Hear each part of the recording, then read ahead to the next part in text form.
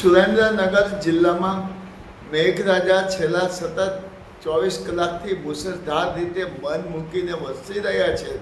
ત્યારે સુરેન્દ્રનગર મહાનગરપાલિકાના વિસ્તારના મુખ્ય રસ્તાઓ સાવ તૂટી ગયા છે અને આ રસ્તાઓ સાવ ઉબડખાબડ બન્યા છે અને મહાનગરપાલિકાના વિસ્તારના મુખ્ય રસ્તાઓ ઉપર મોટા ભૂવાઓ પડ્યા છે અને ખાડાઓ પડ્યા છે. ત્યારે સુરેન્દ્રનગર શહેર ખાડાનગર બની ગયું છે. ત્યારે સુરેન્દ્રનગર મહાનગરપાલિકાના કમિશનર દ્વારા સુરેન્દ્રનગર શહેરના મુખ્ય રસ્તા ઉપર જે ખાડાઓ પડ્યા હતા તે પૂરવાની કામગીરી લાખો રૂપિયાના ખર્ચે કામગીરી કરાવવામાં આવી હતી. પરંતુ સામાન્ય વરસાદ પડવાની સાથે સુરેન્દ્રનગર મહાનગરપાલિકાના શહેરના મુખ્ય રસ્તાઓ સાવ ઉબડખાબડ બન્યા છે અને રસ્તાઓ ઉપર મોટા ભૂવા પડ્યા છે. ત્યારે મહાનગરપાલિકાની ભ્રષ્ટાચારની પોલ સામાન્ય વરસાદમાં સાવ ખોલી પડી છે. ત્યારે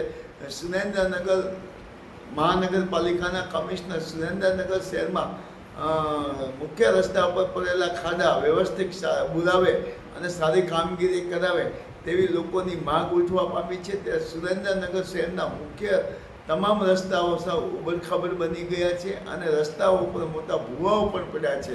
જેના કારણે વાહન ચાલકોને વાહન ચલાવવામાં અને રાહદારીઓને રસ્તા ઉપર ચાલવામાં અનેક પ્રકારની મુશ્કેલીનો સામનો કરવો પડે છે. ત્યારે સુરેન્દ્રનગર શહેરને સુરેન્દ્રનગર મહાનગરપાલિકાને વિકાસના કામો કરવા માટે રાજ્ય સરકારે 700 કરોડ રૂપિયાની ગ્રાન્ટની ફાળવણી કરેલી, પરંતુ કોઈ પણ કામગીરી થતી ન હોય તેવું સ્પષ્ટપણે દેખાઈ રહ્યું છે. ત્યારે સુરેન્દ્રનગર મહાનગરપાલિકાના કમિશનર જ્યારે રસ્તા ઉપર જ્યારે જે ખાડાઓ પડી ગયા હતા તે વ્યવસ્થિત ખાડાઓ બૂરવામાં નથી આવ્યા અને ફરીવાર પણ મોટા ખાડાઓ અને ભૂવા પડ્યા છે.